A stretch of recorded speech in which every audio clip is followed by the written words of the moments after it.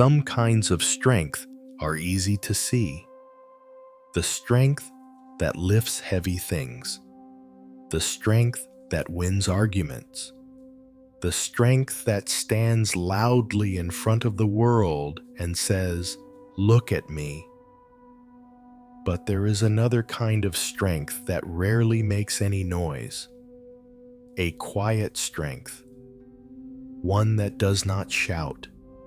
One that does not try to prove itself. And yet, it carries people through some of the most difficult moments in life. Take a slow breath in and breathe out gently.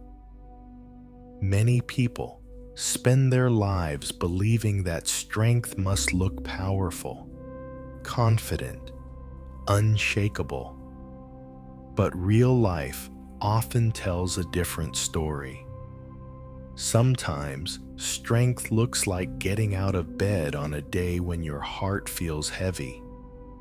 Sometimes strength looks like continuing forward even when the path ahead is unclear.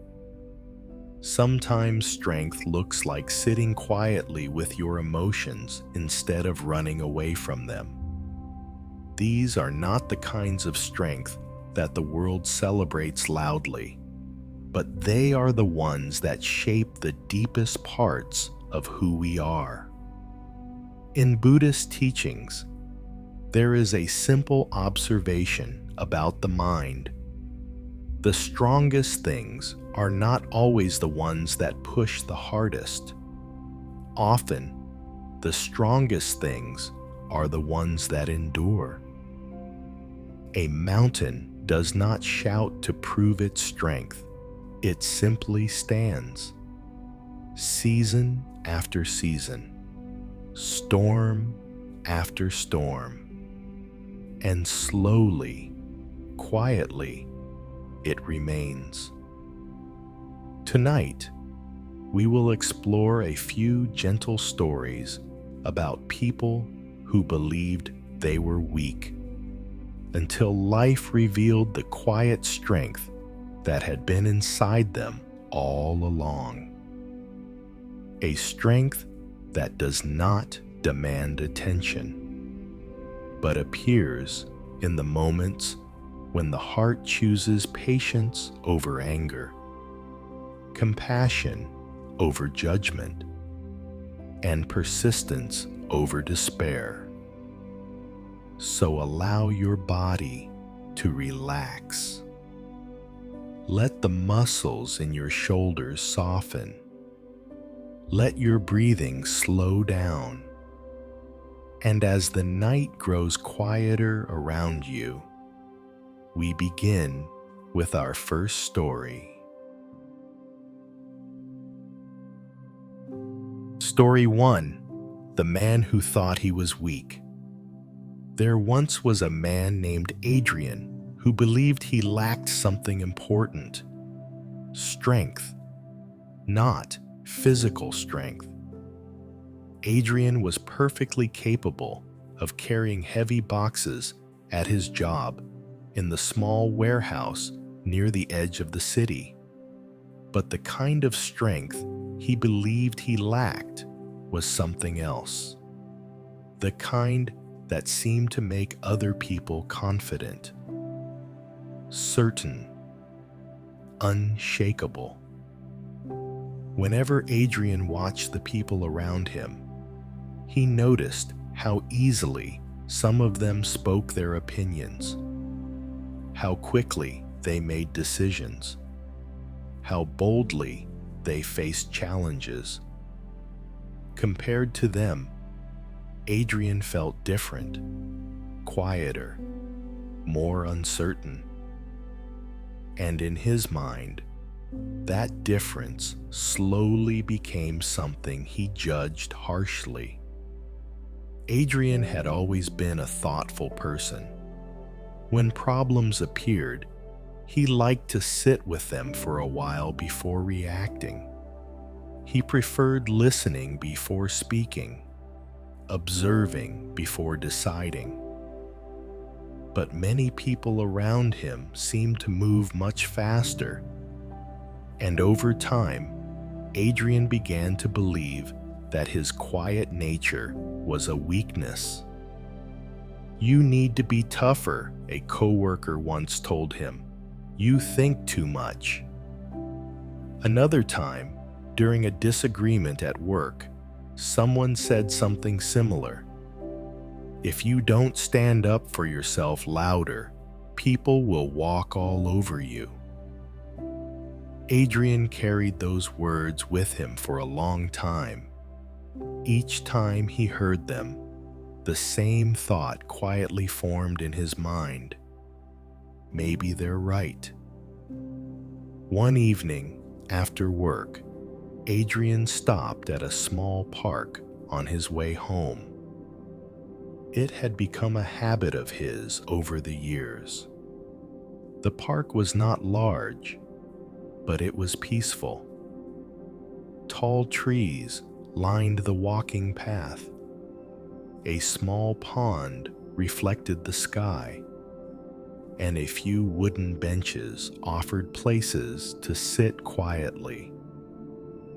Adrian liked the calm of the place. It allowed his thoughts to settle after long days of noise and activity. That evening, the sun was beginning to set, casting soft orange light across the water.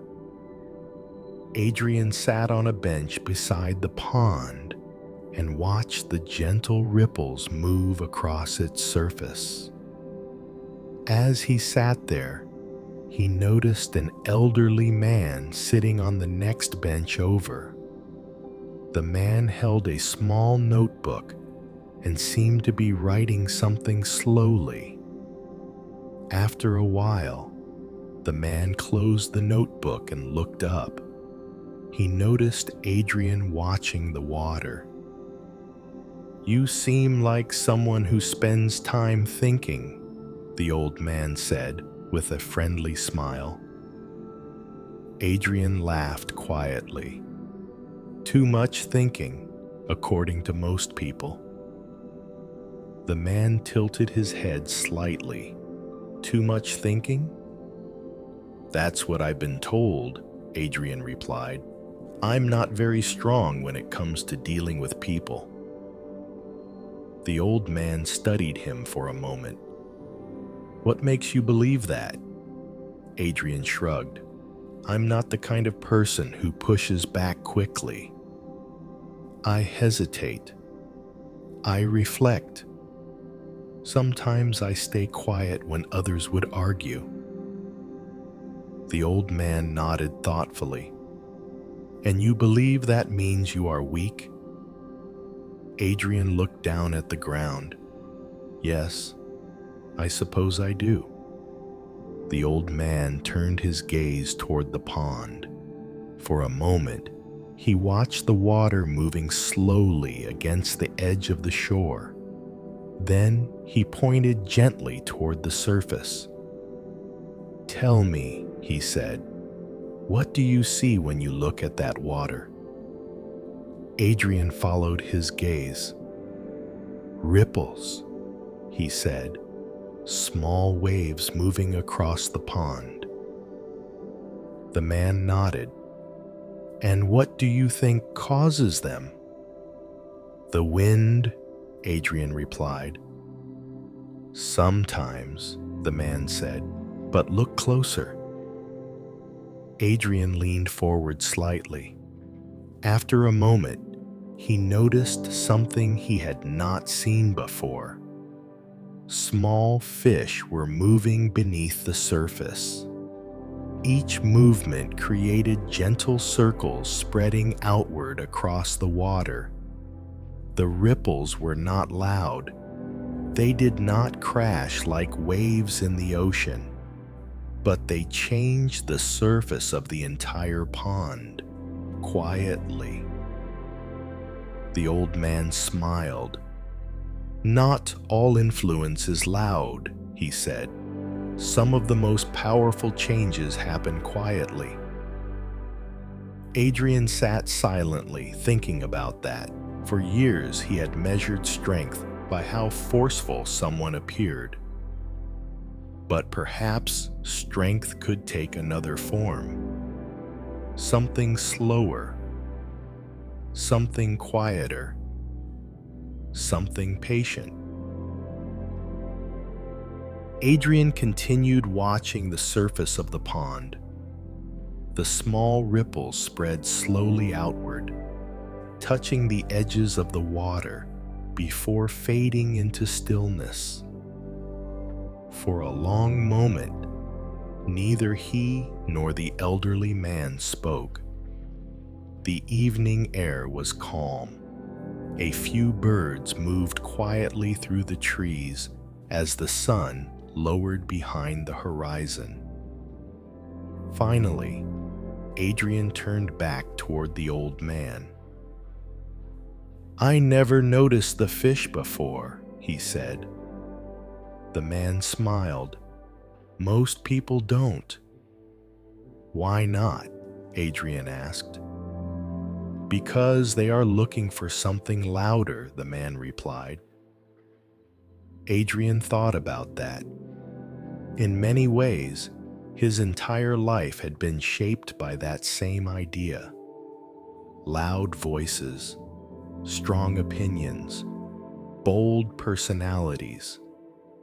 Those were the things people seemed to admire.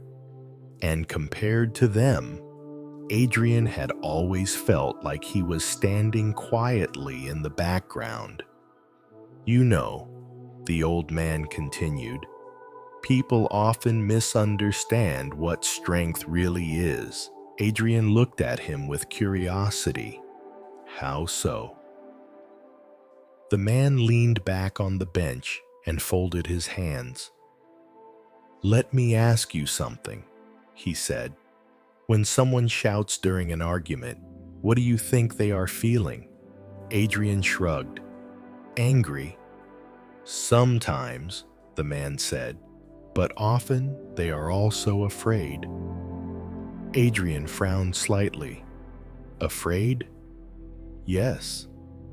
Afraid of not being heard. Afraid of losing control. Afraid of appearing weak." The old man gestured toward the pond again. "That is why many people make noise. They believe loudness will protect them." Adrian considered that carefully. He had never thought about arguments that way before. But staying quiet during conflict doesn't always feel strong, he said. The old man nodded. "That's because patience is often mistaken for weakness." He paused before continuing. "But patience requires far more control than anger." The words settled slowly in Adrian's mind. He thought about the many moments when he had chosen not to react immediately. The times he had listened instead of interrupting. The times he had walked away from arguments that seemed pointless. For years, he had interpreted those choices as failures. But perhaps they had been something else entirely. "Tell me," the old man said gently, "when someone around you is upset, what do you usually do?" Adrian thought for a moment. "I try to understand why they're upset." "And do people ever come to you when they need someone to talk to?" the man asked. Adrian nodded slowly. "Yes, actually they do." The old man smiled. "That is not an accident." Adrian looked puzzled. "What do you mean?" "People trust calm waters," the man explained. "When the mind is quiet, others feel safe bringing their storms to it." He pointed again toward the pond. "Look at the water." Adrian followed his gaze. The pond had grown almost completely still now. The last ripples were fading.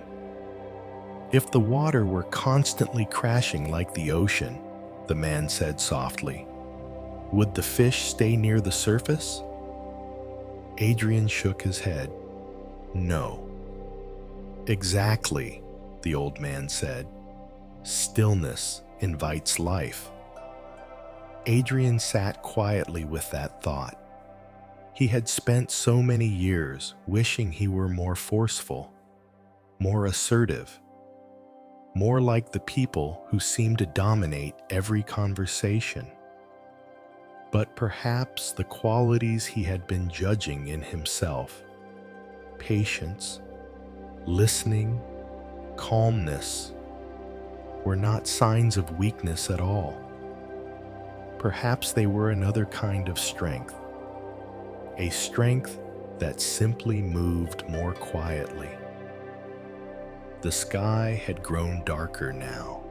Soft evening lights reflected across the surface of the pond.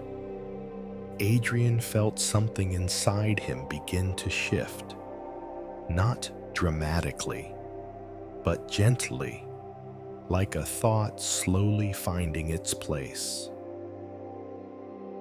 The next morning began like any other day at the warehouse. Large delivery trucks pulled into the loading area. Boxes moved across the floor on metal carts. Voices echoed between the tall shelves, filled with stacked packages. Adrian arrived early, just as he always did. He tied his work gloves, checked the schedule board, and began organizing the shipments that had arrived overnight. But something inside him felt a little different after his conversation at the park. Not louder, not more confident in a dramatic way, just calmer. As the morning continued, a small problem began unfolding near the center of the warehouse. Two co-workers, Daniel and Marcus, were arguing beside a large shipment that had been delivered to the wrong section. At first, their disagreement sounded like the usual workplace frustration, but the voices quickly grew louder. "You were supposed to check the order list," Marcus shouted. "That's not my responsibility," Daniel replied angrily. A few other workers stopped what they were doing and watched. Arguments like this often spread tension through the entire room, and usually someone ended up storming away. Adrian noticed the argument from across the warehouse.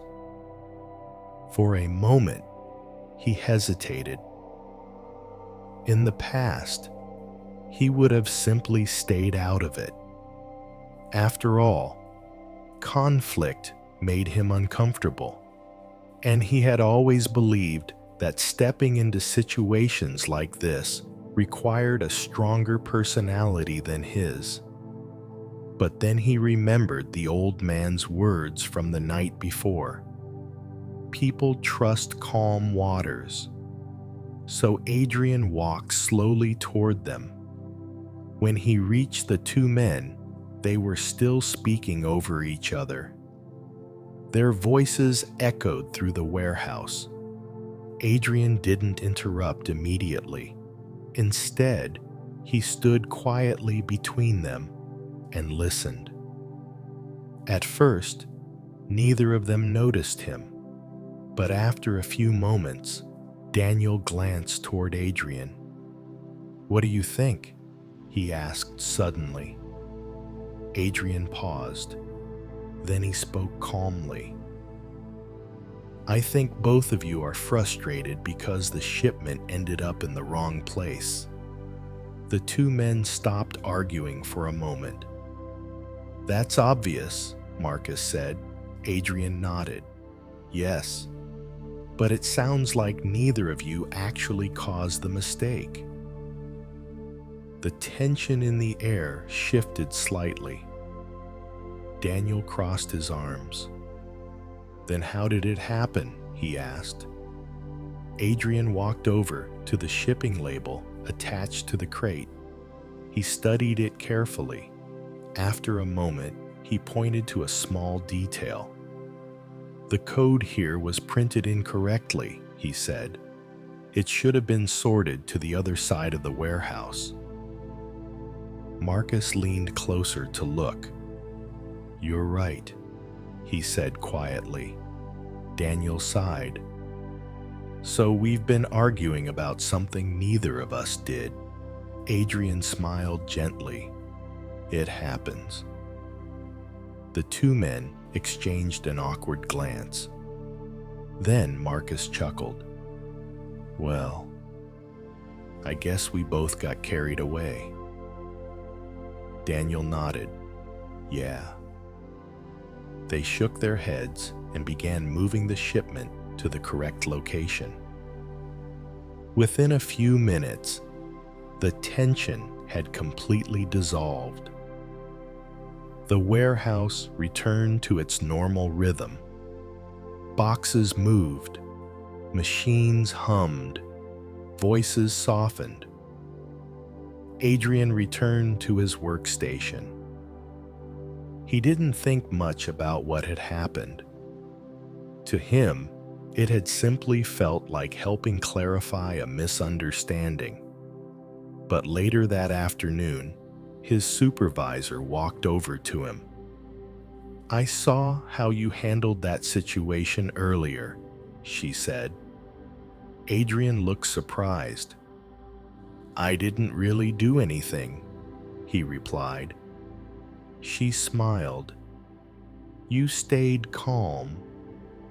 And sometimes that's exactly what a situation needs. As Adrian finished his shift that evening, he walked home with a quiet realization. For years, he had believed that strength meant dominating a room, speaking louder, pushing harder. But today had shown him something different. His quiet nature had not been a weakness.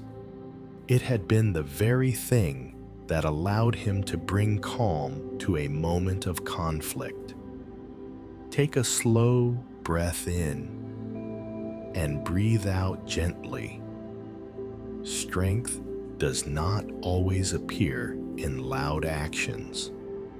Sometimes it reveals itself through patience, clarity, and the ability to remain steady when others feel overwhelmed.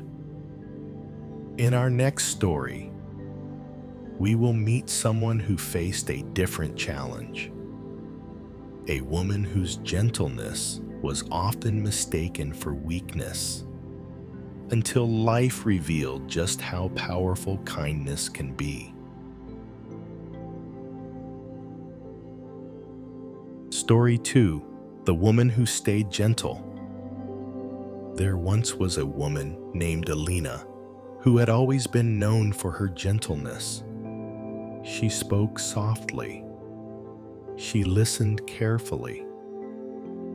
And whenever someone around her was upset, she tried to respond with patience rather than anger. To some people, this seemed admirable. But to others, it looked like weakness.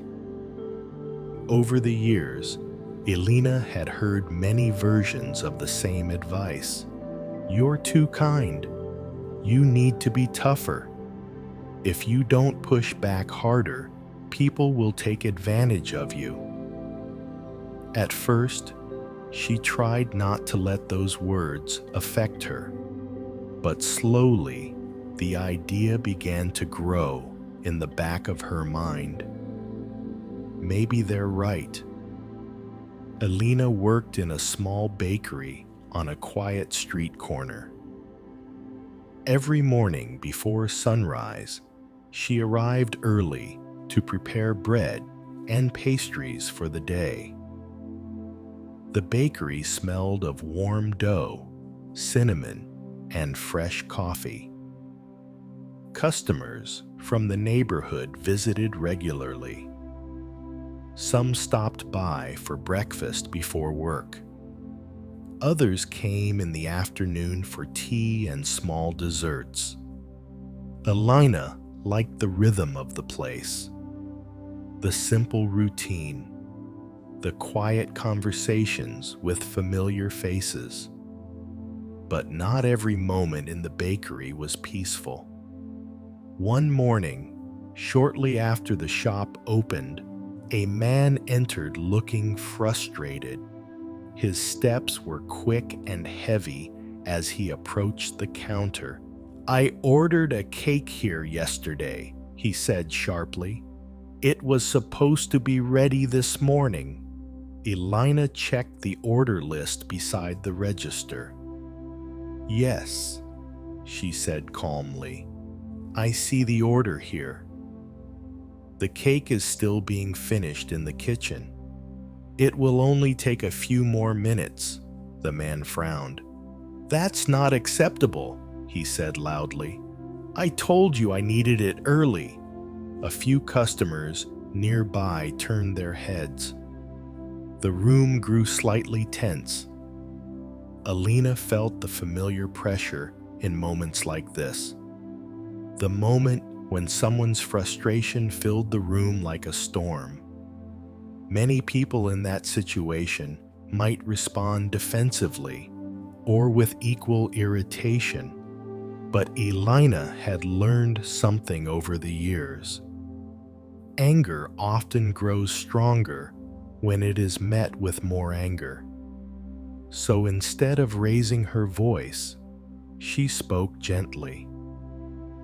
"I understand that you're in a hurry," she said, "and I'm sorry for the delay. The cake will be ready very soon." The man crossed his arms impatiently. "You should have prepared it earlier," he muttered.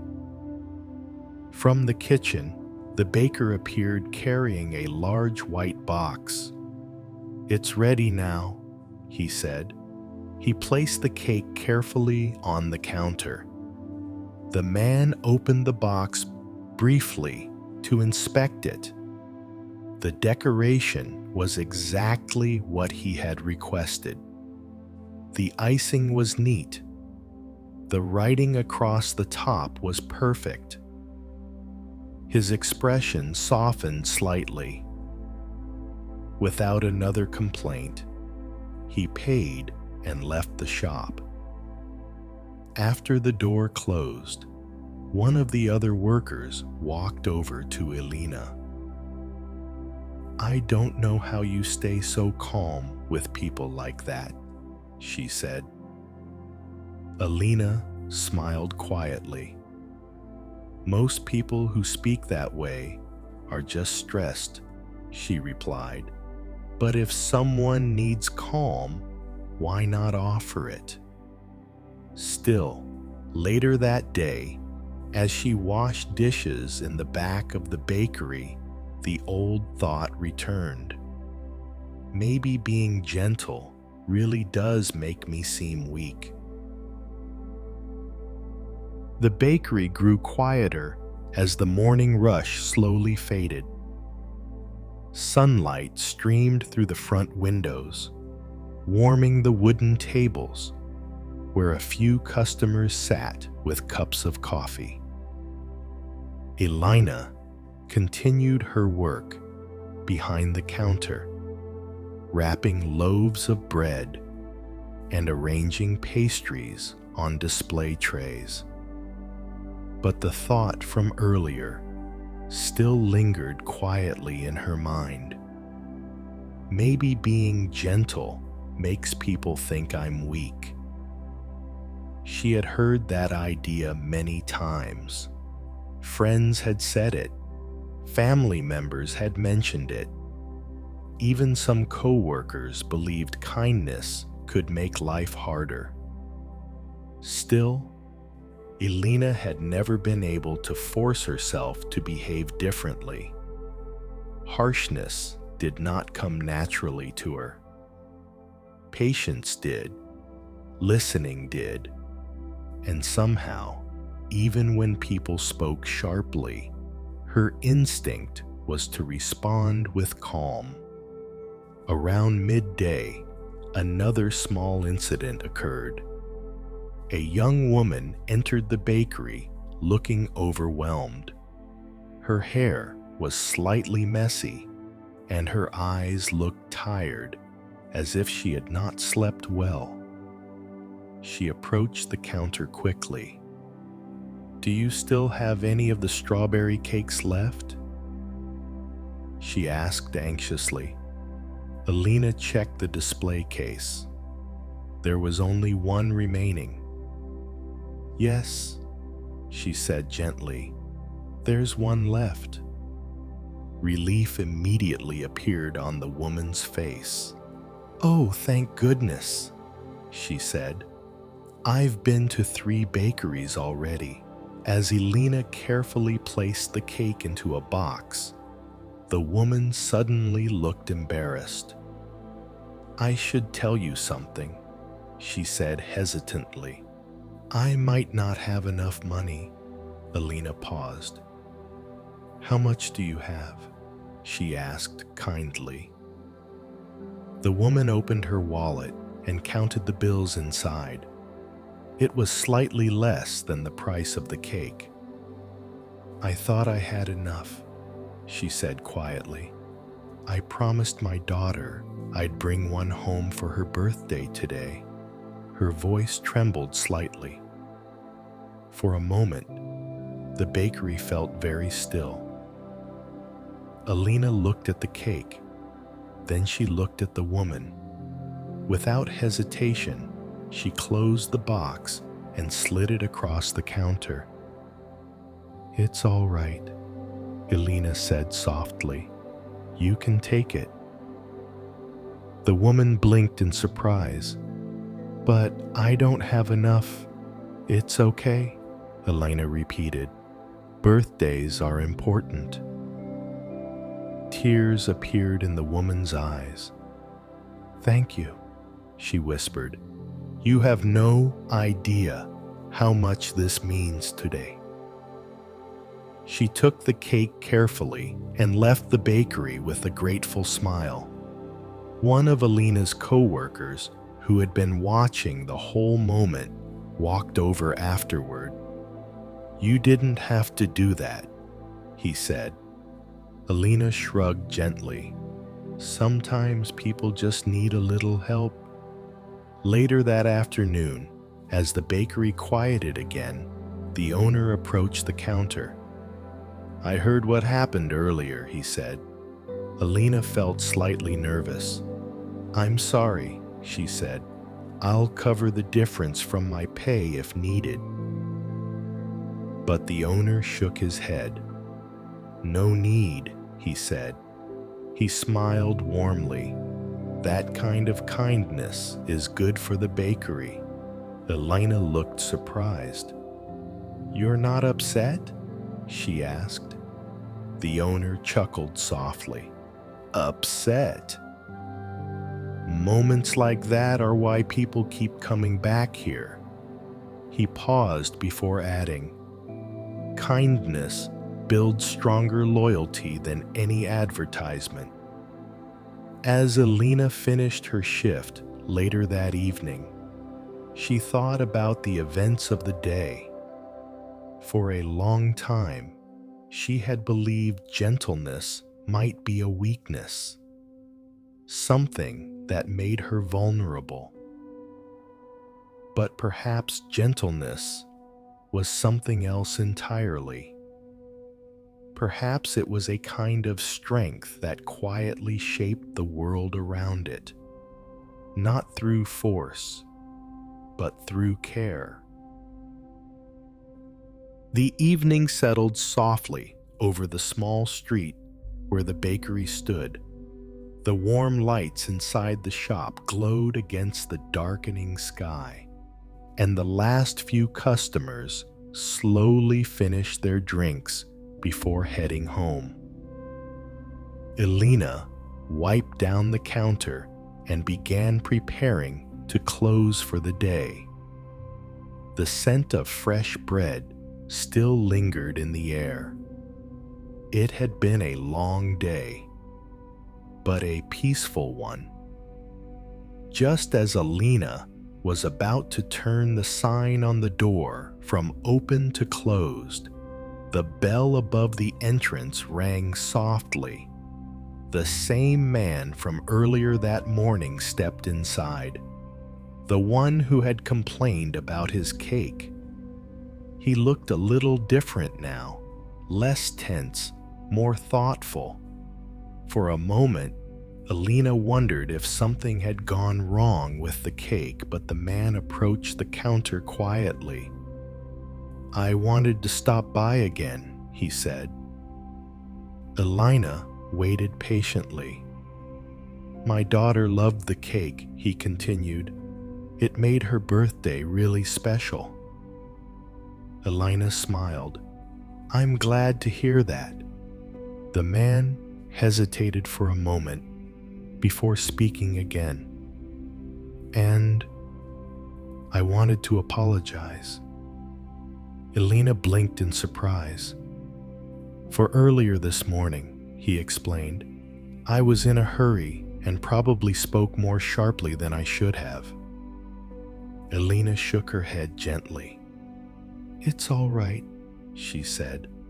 "Everyone has stressful days." The man looked around the quiet bakery. "I noticed something while I was here earlier," he said. "You didn't argue back with me. You just stayed calm." He paused. "That actually made me realize I was being unreasonable." Elena felt a quiet warmth in her chest. She hadn't tried to teach anyone a lesson earlier that morning. She had simply responded in the way that felt most natural to her.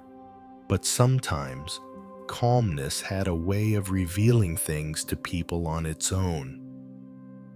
The man reached into his coat pocket and placed a small envelope on the counter. "This is for the bakery," he said. "What is it?" Elena asked. "A little extra payment for the cake." He smiled slightly. "And maybe a thank you for your patience."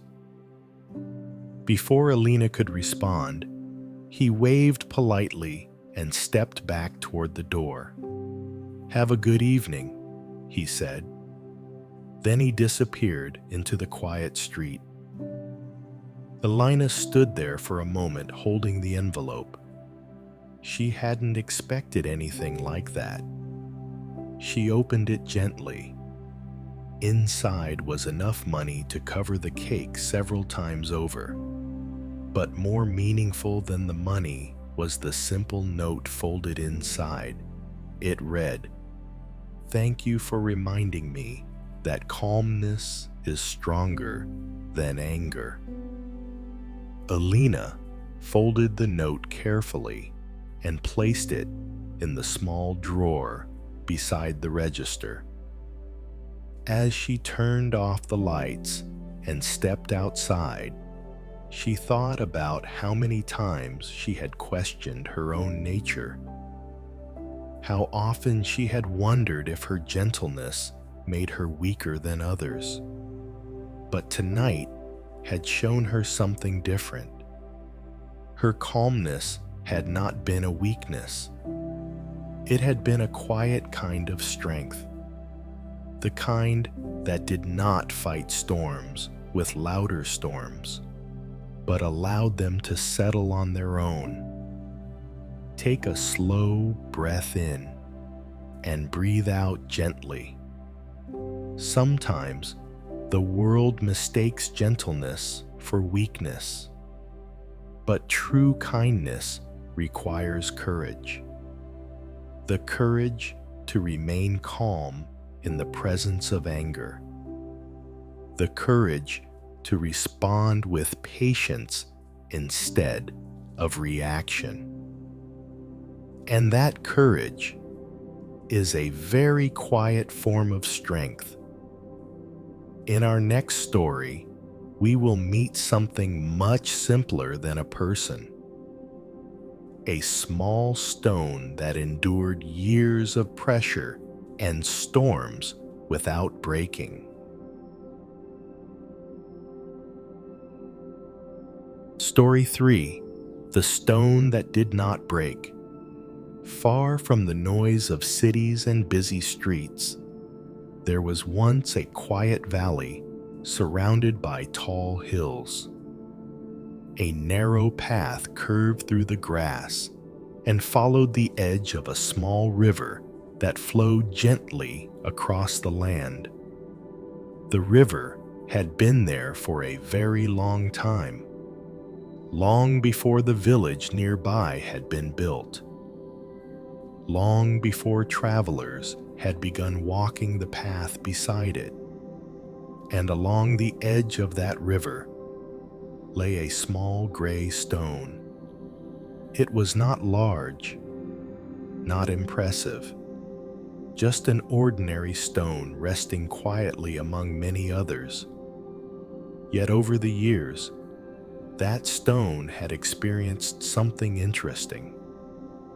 It had endured countless seasons, storms that flooded the valley, winds that pushed the river's water against its surface, long winters where frost covered everything in silence, and warm summers when the sun baked the ground until the air shimmered. Through all of it, the stone remained, unmoving, unbroken. One spring morning, a young traveler named Leon arrived in the valley. He had been walking for several days along the winding path between towns. His journey had not been an easy one. The road ahead of him still felt uncertain, and like many people who travel alone for long distances, his thoughts had begun to grow heavy. Leon had been questioning many things about himself, his choices, his direction in life, and perhaps most of all, his strength. He stopped beside the river to rest. The water moved slowly over smooth rocks, creating a soft, calming sound. Leon sat down on the grass and stared at the flowing current. "I wish I were stronger," he murmured quietly. The words slipped out before he even realized he had spoken them. For a while, he simply watched the river. Branches drifted past in the water. Small waves moved gently around the stones along the riverbank. Then, something caught his attention. One particular stone near the edge of the water looked different from the others, not because of its size, but because of its surface. The stone was incredibly smooth, as if the river had been polishing it for many years. Curious, Leon leaned forward and picked up the stone. It felt cool in his hand, solid. He turned it slowly between his fingers. "This stone must have been here forever," he said to himself. The river had clearly pushed against it thousands of times, perhaps millions, and yet the stone had never broken. Instead, it had become smoother, stronger in its own quiet way. At that moment, Leon heard a soft voice behind him.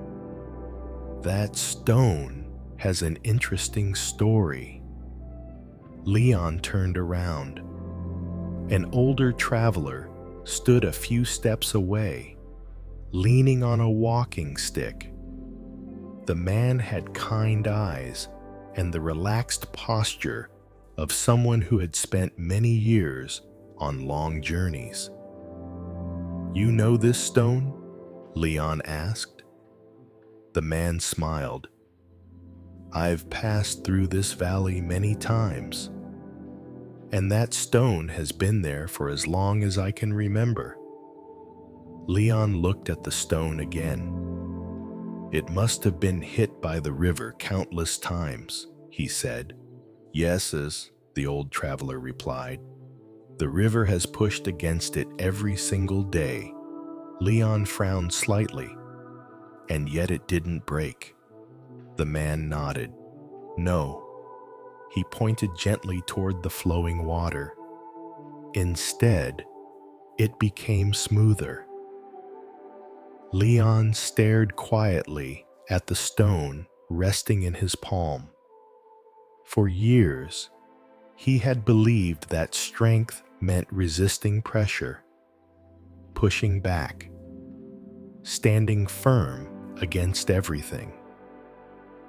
But perhaps there was another kind of strength, the strength to endure, to remain steady even when life's current pushed again and again. Leon held the smooth stone in his hand while the river continued flowing quietly beside him. The water moved steadily across the rocks, never stopping, never rushing, just continuing its patient journey through the valley. For a while, neither Leon nor the older traveler spoke. The soft sound of water filled the silence between them. Finally, Leon turned the stone slowly between his fingers. "It's strange," he said. "What is?" the older traveler asked. "I always imagined strength as something hard and unchanging," Leon replied. "But this stone became smooth because of the river." The older traveler nodded gently. "Yes. And that surprises you?" Leon thought about it. "A little," he admitted. The man leaned on his walking stick and looked toward the river. "Many people misunderstand the nature of strength," he said. "They believe strength means resisting everything, standing rigid like a wall." Leon listened carefully.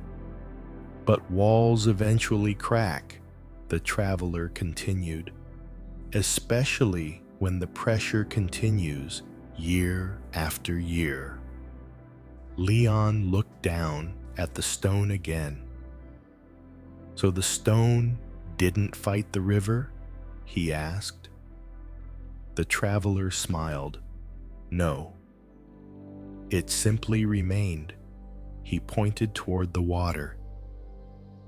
"Each day, the river touched it. Each season, it pushed against it. But the stone never tried to stop the river, and the river never tried to destroy the stone." Leon watched the current flowing past. The water curved around rocks, forming small, swirling patterns before continuing downstream. "It's almost like they learned to move together," he said.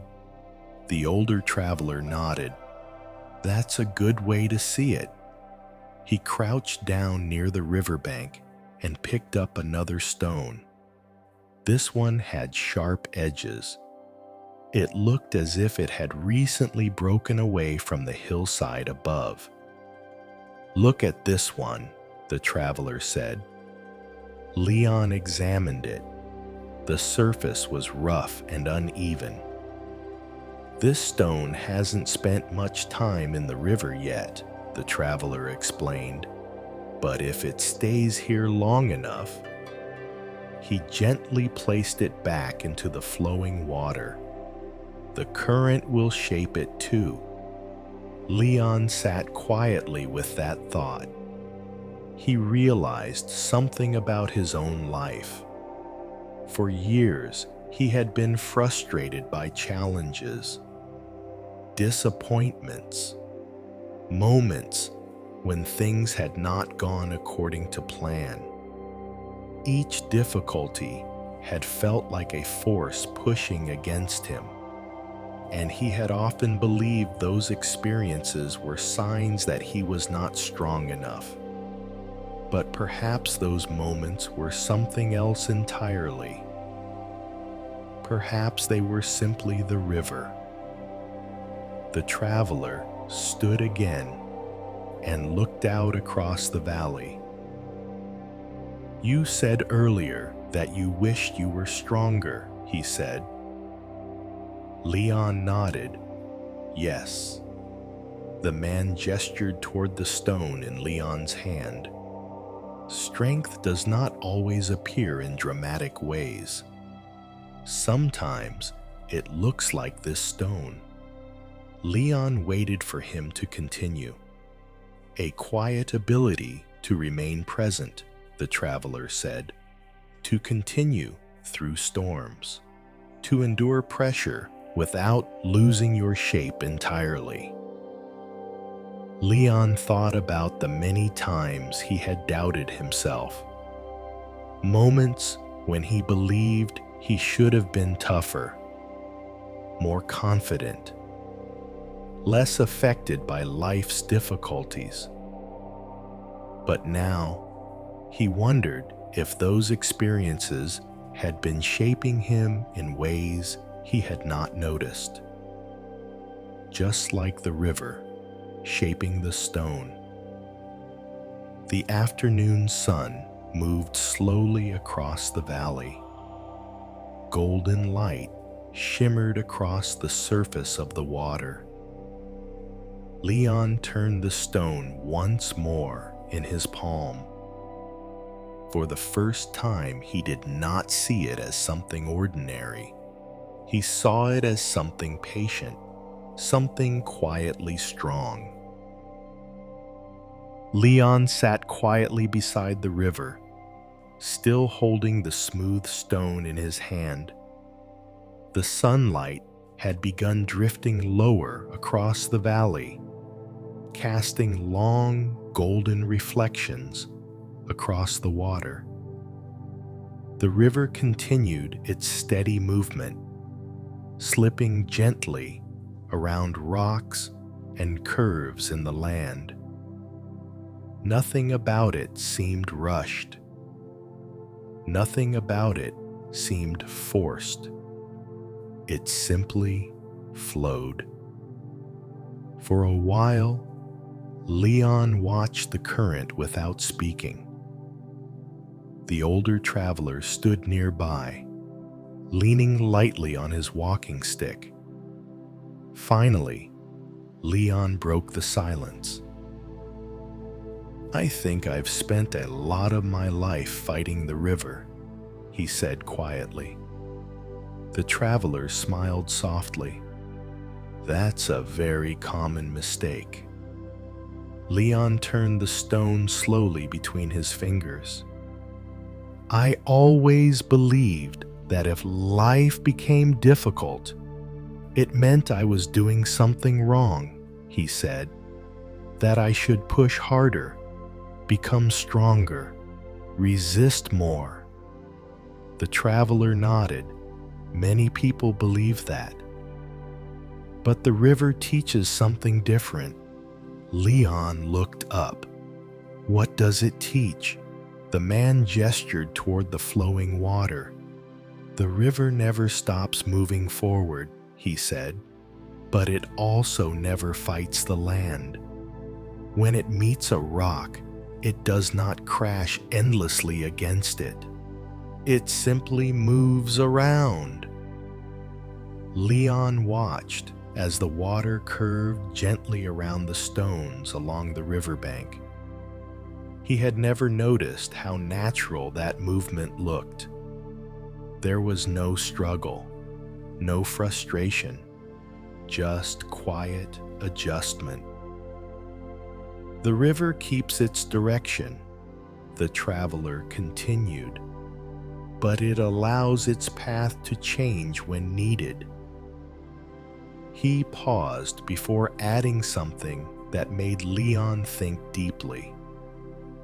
Sometimes the strongest thing we can do is adapt without losing ourselves.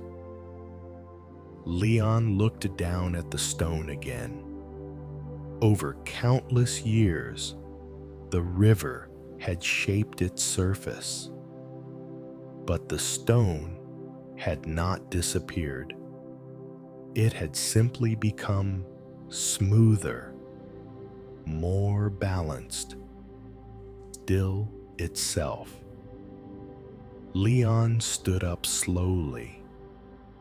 For the first time in many days of travel, the heaviness in his thoughts had begun to fade. He realized something simple. The challenges he had faced were not signs that he lacked strength. They were simply part of the river of life. Moments shaping him quietly, the way water shapes stone. He walked to the edge of the river and gently placed the smooth stone back where he had found it. The current touched it immediately, flowing calmly around its surface. The stone rested exactly where it belonged, unbroken, unmoving, quietly strong.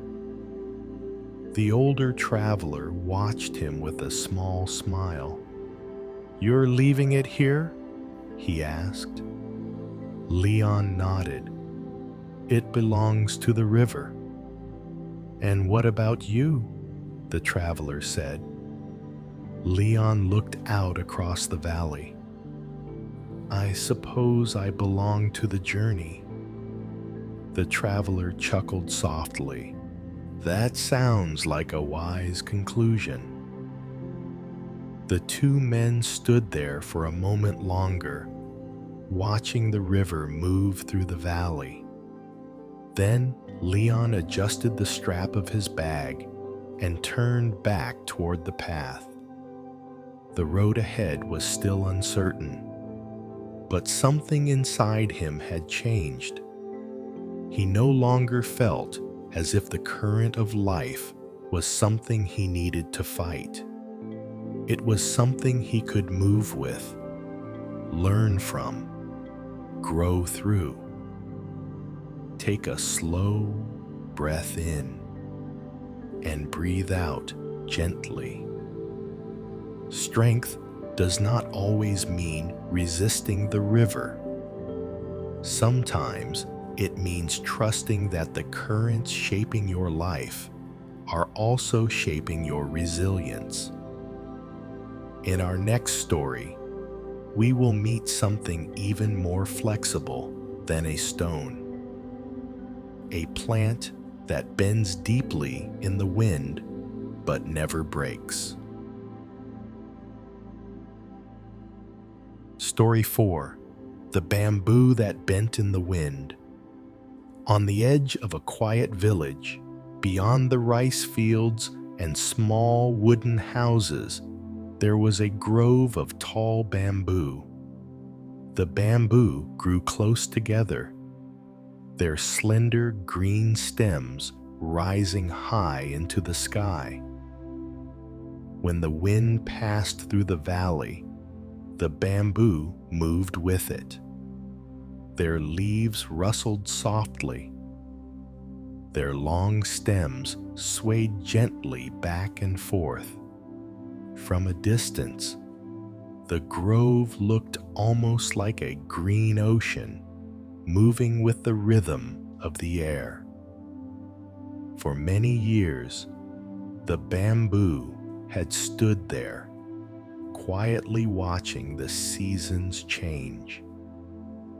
Spring rains, summer sunlight, autumn winds, and the cold stillness of winter.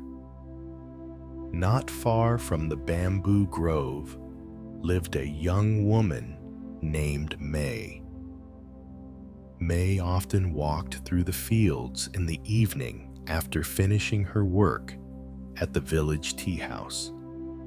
The walk helped clear her mind after long days of serving customers and listening to conversations from travelers passing through the village. May enjoyed hearing their stories. Some spoke of distant cities. Others described mountains, rivers, and oceans she had never seen.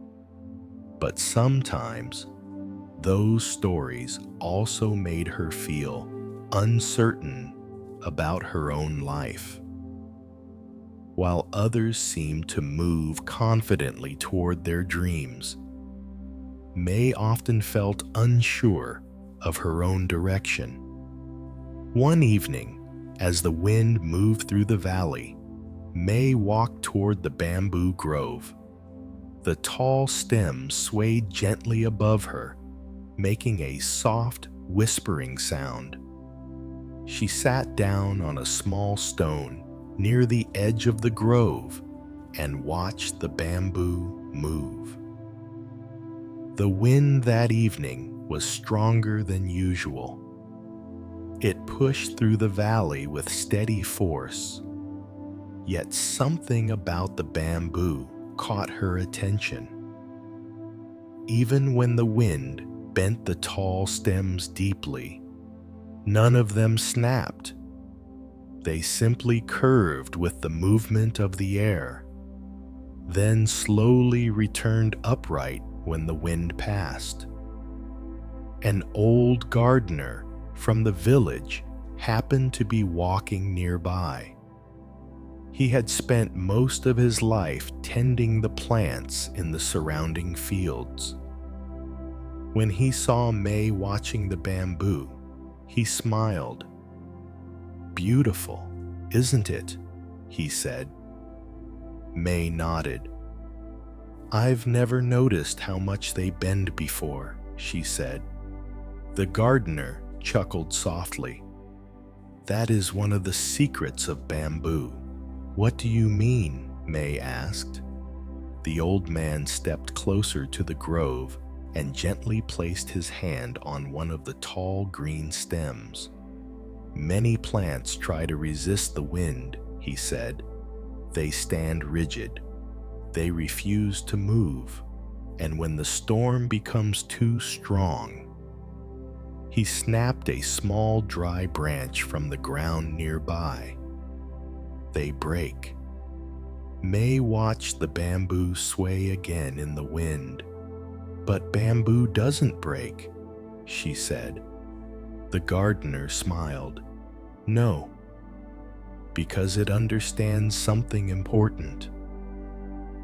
The wind moved again through the grove. The bamboo bent gracefully, almost touching the ground before rising again. "What does it understand?" May asked. "That strength does not always come from standing rigid," the gardener said. "Sometimes strength comes from learning when to bend." May thought about that as she watched the bamboo continue moving with the wind.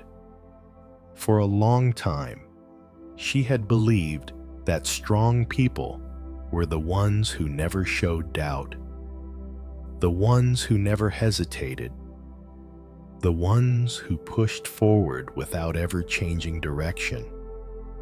But perhaps there was another kind of strength, the kind that allowed a person to adjust, to bend without breaking, to move with life's storms instead of fighting every gust of wind.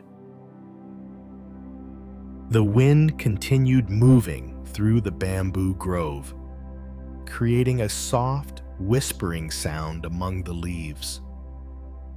May sat quietly on the stone, watching the tall green stems sway back and forth.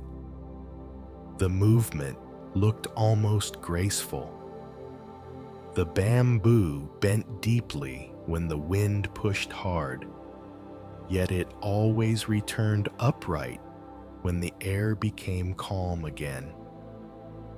The old gardener stood beside her, observing the grove with the calm patience of someone who had spent many years studying the quiet language of plants.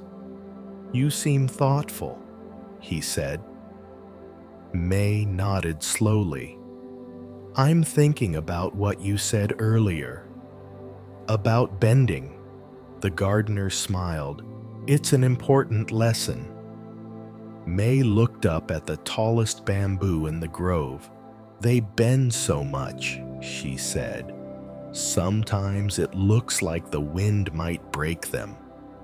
"Yes," the gardener replied, "but the bamboo trusts something." "What does it trust?" May asked. The old man tapped the ground gently with his walking stick. "Its roots."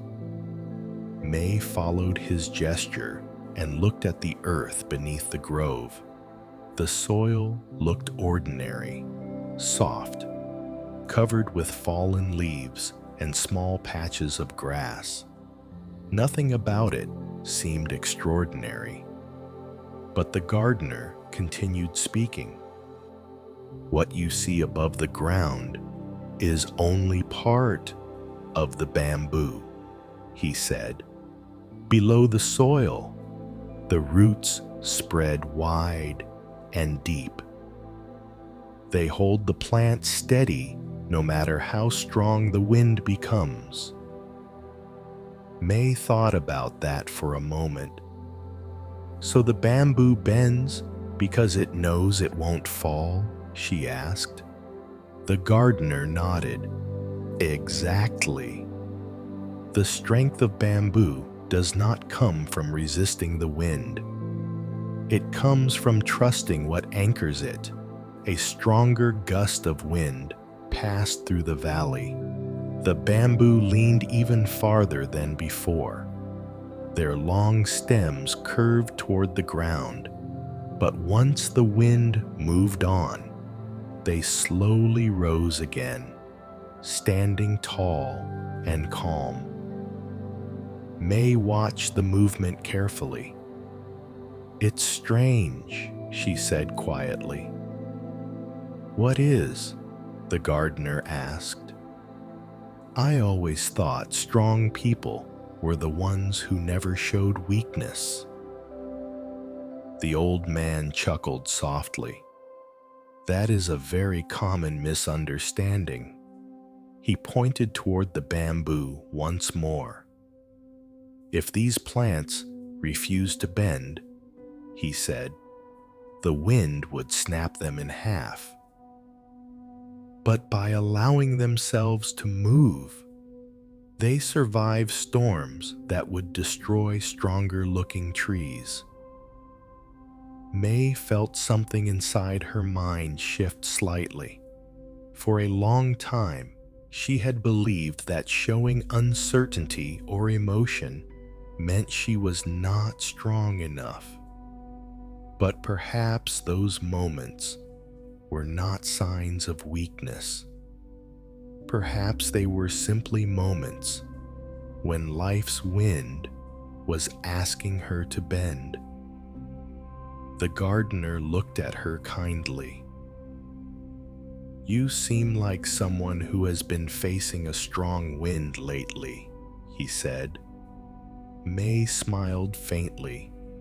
I suppose that's true. What kind of wind? He asked. May hesitated. I've been questioning my direction in life. Sometimes I feel like everyone else knows exactly where they're going, and I'm still bending. The gardener nodded thoughtfully. There is nothing wrong with bending, he said. In fact, he looked up at the bamboo grove swaying softly in the evening light. It may be the very thing that allows you to keep growing. That night, dark clouds gathered quietly over the valley. The air grew heavy and still, the way it often does before a storm arrives. From her small home near the tea house, May could hear the wind beginning to rise in the distance. At first, it sounded like a soft murmur moving across the fields. But as the evening deepened, the sound grew stronger. The wind began sweeping through the valley with greater force. Branches rustled. Loose shutters tapped against wooden walls, and the tall bamboo grove beyond the fields began to move more dramatically than before. May stepped outside for a moment and looked toward the grove. The bamboo swayed intensely now. The long green stems bent deeply under the pressure of the wind. For a moment, it almost looked as if they might snap. She remembered the gardener's words from earlier that day. The bamboo bends because it trusts its roots.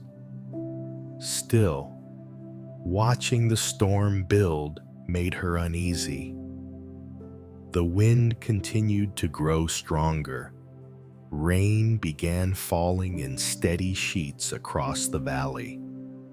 Lightning flashed briefly behind the hills, illuminating the moving shapes of the bamboo grove. Throughout the night, the storm raged. The wind pushed hard against the fields.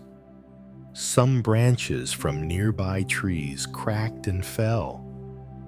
Wooden fences creaked loudly in the darkness.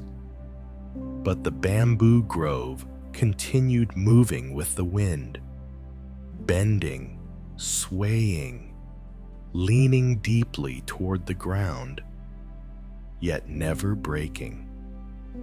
By morning, the storm had passed. The sky slowly cleared, revealing soft sunlight spreading across the wet fields. May walked toward the bamboo grove, curious to see how it had survived the night. The ground was scattered with leaves and broken twigs from nearby trees. Some smaller plants had been flattened by the rain. But when she reached the bamboo grove, she stopped in surprise. The bamboo still stood tall. The stems were wet and shining in the sunlight, but none of them had snapped. None had fallen. They had simply endured the storm. The old gardener was already there, inspecting the grove as he often did after strong winds. He looked up and smiled when he saw May approaching. "You came to see the bamboo," he said. May nodded. "I thought the storm might damage them." The gardener shook his head gently. "Storms rarely defeat bamboo." May walked between the tall stems, touching one lightly with her hand. "It's amazing," she said. "The wind last night was stronger than I've ever seen." "Yes," the gardener replied, "but the bamboo did what it always does." "What's that?" May asked. "It allowed the storm to pass through it." May looked up at the tall green stems swaying softly in the morning breeze. "They didn't fight it," she said. The gardener nodded. "Exactly. When the wind arrived, they moved with it. When the storm became stronger, they bent even deeper. And when the storm finally passed," he gestured toward the grove standing quietly in the sunlight, "they rose again." May stood there silently for a moment. She thought about the many storms people face in life, moments of doubt, unexpected change, loss, uncertainty. For a long time, she had believed that strength meant resisting those storms completely, standing firm no matter how strong the wind became. But the bamboo had shown her something different. Sometimes strength means trusting that the storm will pass and allowing yourself to bend without losing your roots. Take a slow breath in and breathe out gently. Like the bamboo, your quiet strength may not always appear in rigid resistance. Sometimes it appears in your ability to remain rooted while life's winds move through you. In our final story tonight, we will meet someone who spent years believing she was not strong enough, until one simple moment helped her realize that the strength she was searching for had always been within her. Story 5. The Day She Realized Her Strength. In a small town surrounded by quiet hills lived a young woman named Sarah. If you had asked anyone who knew her to describe her, they would have said the same thing. She's kind. She's thoughtful. She's always there when someone needs help. But if you had asked Sarah to describe herself, the answer would have been very different. She would have said something much quieter. "I'm not very strong." For most of her life, Sarah had believed that strength belonged to other people, the ones who spoke with confidence, the ones who made quick decisions, the ones who seemed fearless when facing challenges. Compared to them, Sarah often felt uncertain, sensitive, easily affected by the emotions of the people around her. And because of that, she quietly assumed she lacked the kind of strength that others admired. Sarah worked as a nurse in a small medical clinic on the edge of town. The clinic served many people from the surrounding villages. Some came with simple illnesses. Others arrived carrying heavier burdens: worry, fear, pain. Sarah's work required patience and long hours, but more than anything, it required presence. The ability to sit beside someone who was suffering and remain calm, even when the situation felt difficult. One afternoon, the waiting room was unusually busy.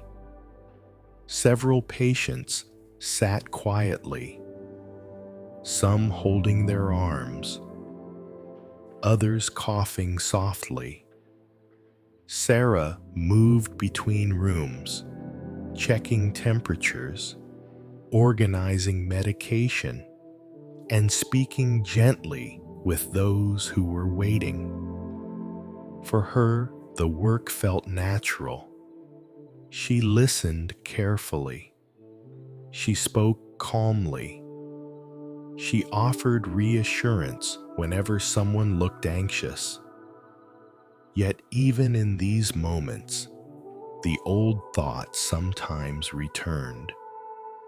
Other people could probably handle this better than I can. Late that afternoon, a new patient arrived, an elderly man who looked weak and exhausted. He walked slowly with the help of his daughter, who guided him carefully to one of the chairs in the clinic. Sarah noticed them immediately and walked over. "Let's bring him into the examination room," she said gently. The daughter looked relieved. "Thank you," she said. "He hasn't been feeling well for several days." Inside the room, Sarah helped the man sit on the examination table. She checked his temperature and listened to his breathing. The doctor would arrive shortly, but for the moment, Sarah stayed beside him. The man looked nervous. His hands trembled slightly. "Is everything going to be all right?" he asked quietly. Sarah placed a reassuring hand on his shoulder. "We're going to take good care of you," she said. The man relaxed slightly at her words. His breathing slowed. The tension in his face softened.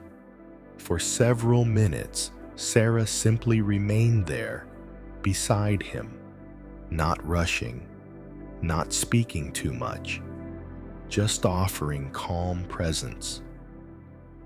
After a while, the doctor entered the room and began examining the patient. The situation turned out to be treatable, nothing life-threatening. The man would recover with proper care. But as Sarah stepped outside afterward, the man's daughter approached her. She looked at Sarah with gratitude in her eyes. "Thank you for staying with him," she said. "He was very afraid before you came." Sarah smiled politely. "I didn't do much," she replied, but the daughter shook her head gently. "You did more than you realize."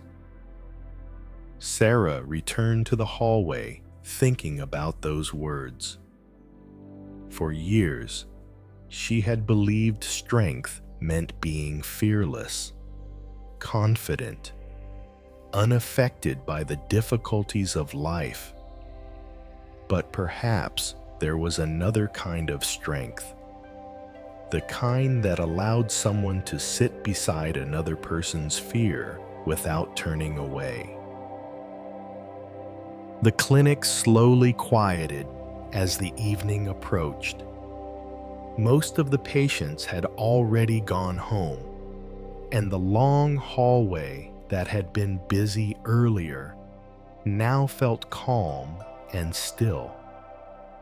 Sarah finished organizing the last medical files at the desk near the front entrance. Outside the windows, the sky had begun to turn a soft shade of orange as the sun lowered behind the hills. It had been a long day, but a meaningful one. Still, the familiar thought lingered quietly in the back of her mind. "I'm not as strong as other people." She had believed that for many years, even though the people around her often said otherwise. As Sarah prepared to leave for the evening, she noticed the elderly man from earlier sitting in the waiting area with his daughter.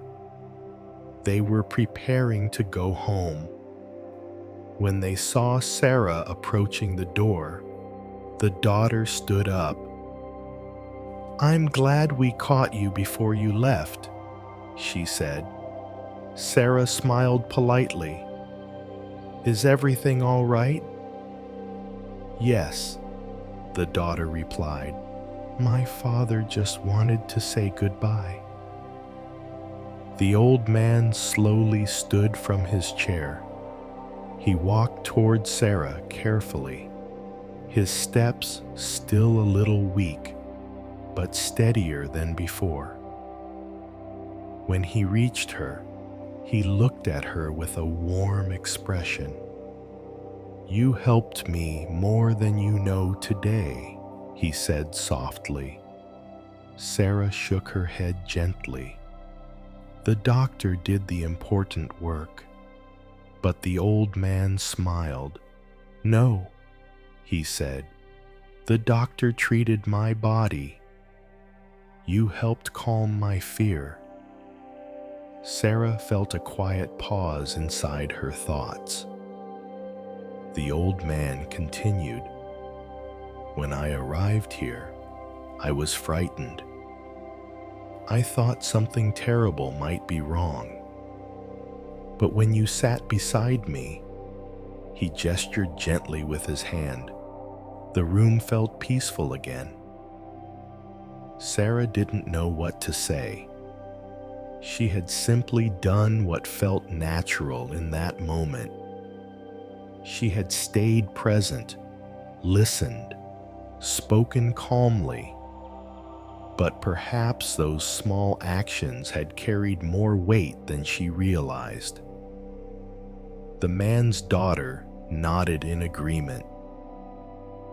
"My father has always been anxious about hospitals," she said.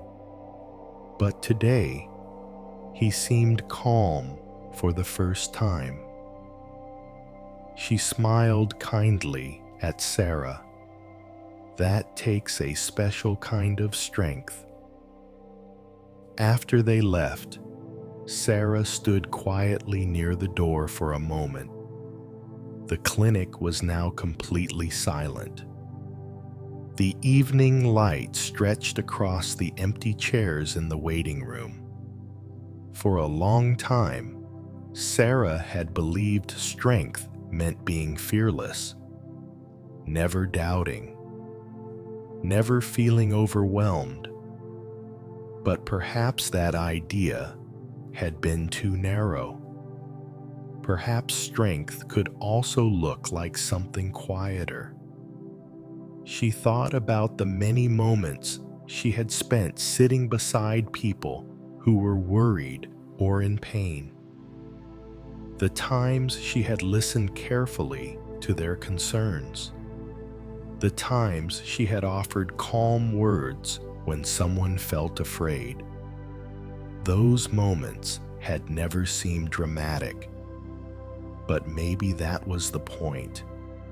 Quiet strength rarely announces itself.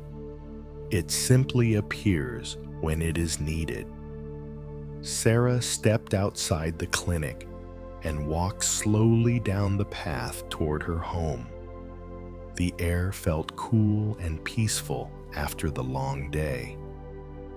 As she walked, she noticed something she had never fully recognized before.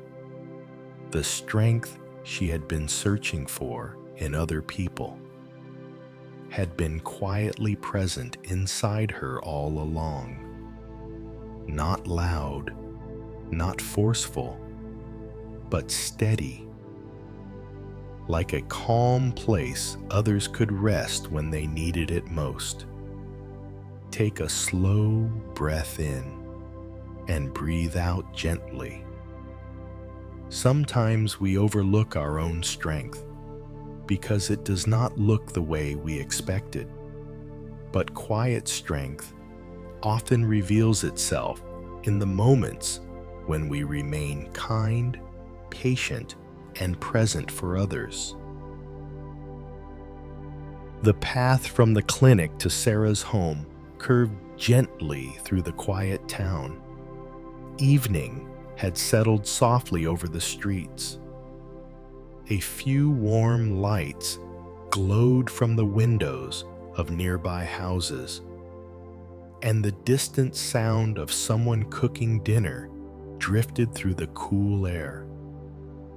Sarah walked slowly, her thoughts calmer than they had been earlier that day. The words of the elderly man and his daughter still echoed in her mind. "You helped calm my fear." She had not expected her presence to mean so much. To her, it had simply been part of her job, but perhaps it had always been more than that. When Sarah reached her small home at the edge of town, she found her older brother sitting on the porch. He had stopped by to visit after finishing work. "Long day?" he asked as she approached. Sarah smiled slightly. "Yes, but a good one." She sat down beside him on the wooden steps. For a few moments, they watched the quiet sky above the hills. Then, Sarah spoke again. "Do you ever feel like you're not strong enough?" she asked. Her brother looked at her curiously. "What made you think about that?" Sarah hesitated. "I've always believed other people were stronger than me," she said. "The confident ones. The ones who never seem uncertain." Her brother chuckled softly. "You know something funny," he said. "What?" Sarah asked.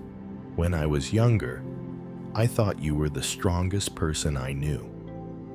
Sarah turned toward him in surprise. "Me?" "Yes," he replied.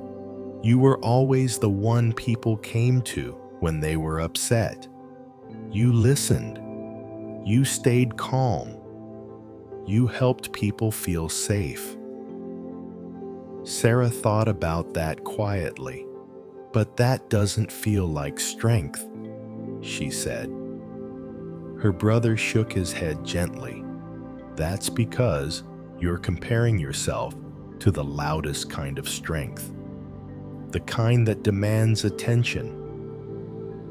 He leaned back slightly against the porch railing.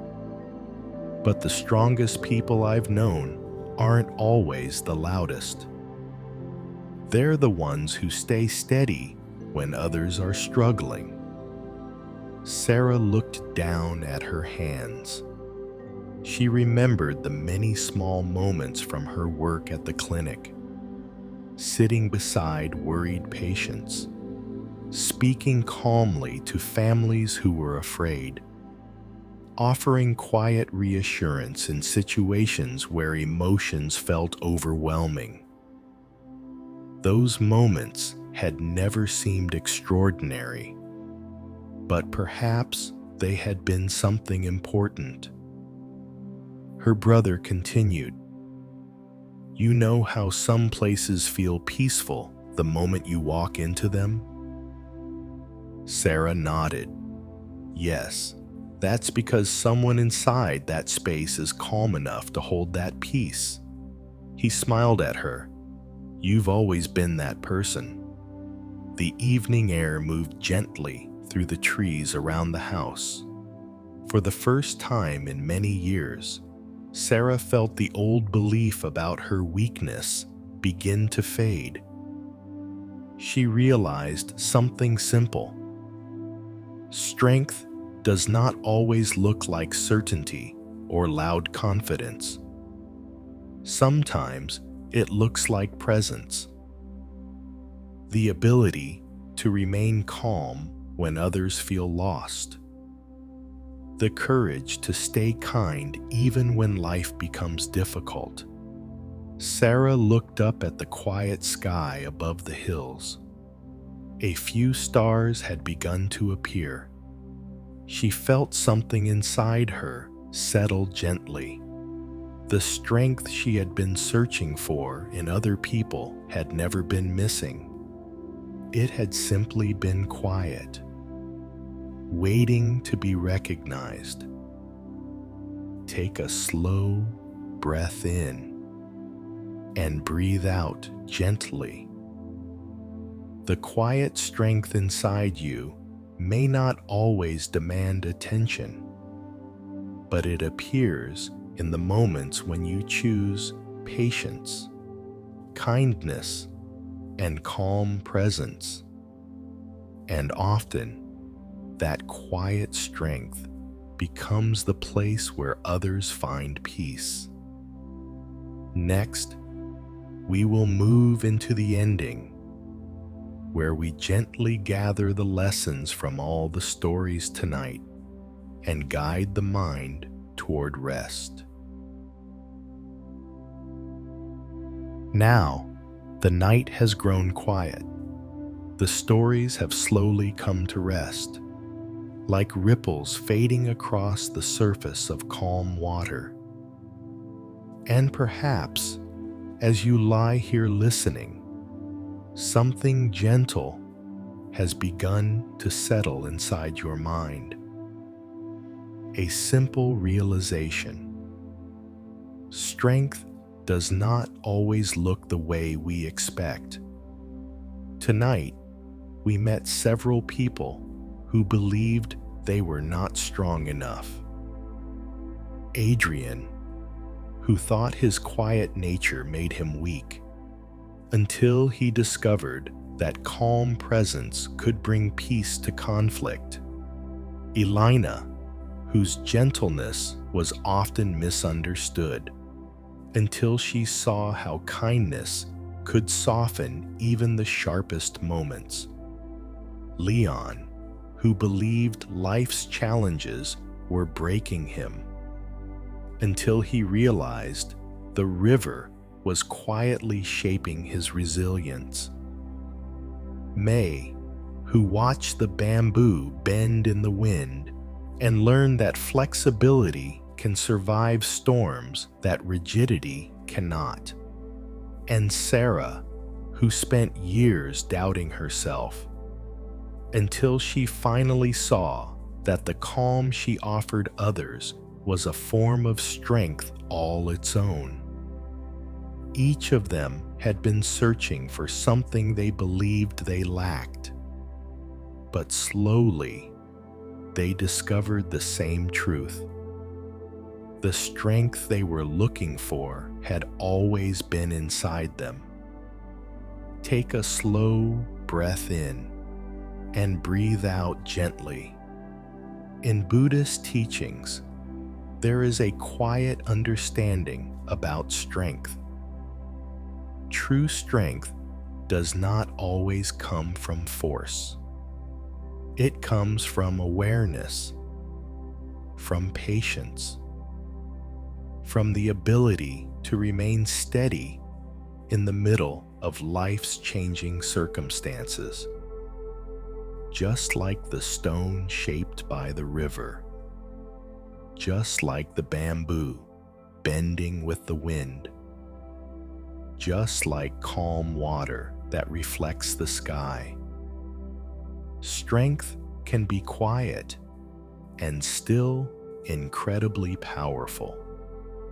Imagine a mountain standing beneath the sky. Storms pass over it. Rain falls. Winds sweep across its surface. But the mountain does not shout to prove its strength.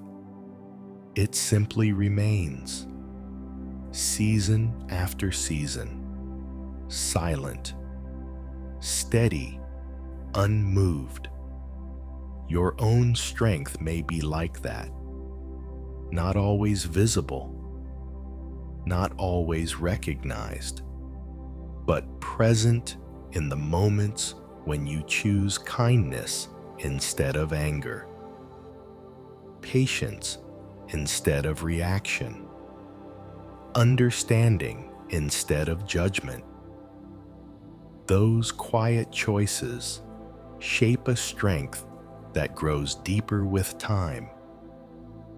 Let your body relax now. Allow your shoulders to soften. Let your breathing become slower and more gentle. There is nothing you need to prove tonight, nothing you need to force. The quiet strength inside you does not need to compete with anyone else. It is already there, growing quietly through every experience you have lived. Sometimes we overlook our own strength because it does not appear dramatic. But often, the most powerful strength is the one that remains steady when life becomes uncertain. The strength that continues caring, continues listening, continues moving forward, even when the road is unclear. Take one more slow breath in and breathe out softly. Feel the calm of the night around you. Let your thoughts settle like leaves resting on still water. And remember this gentle truth as sleep slowly arrives. The quiet strength you have been searching for has been within you all along. Good night.